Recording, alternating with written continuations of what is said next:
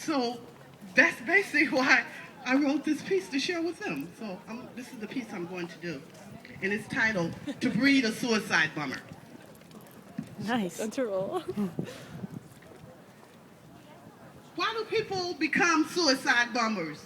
This question arises from realizing that our problems have causes. So how do you breed a suicide bomber?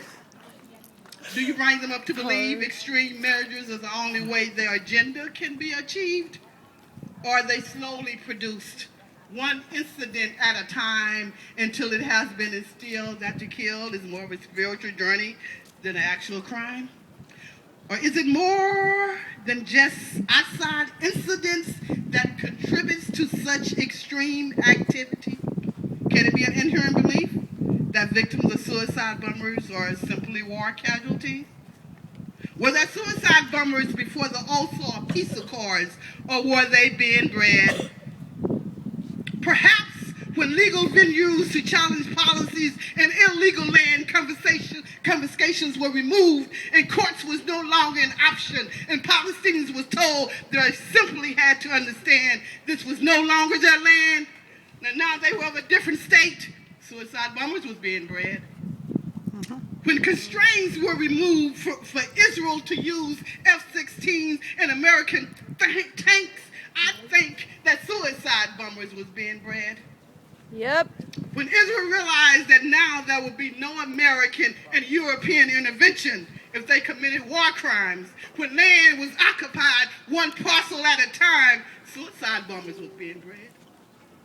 When Sharon, who was once denounced for massacres in 1948 and threatened to be ousted by the Israeli state, suddenly came up with a 70% approval rate, suicide bombers was being bred.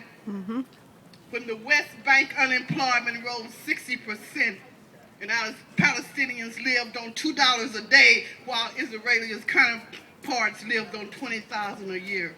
When most Palestinians lived in poverty and fear, suicide bombers were being bred.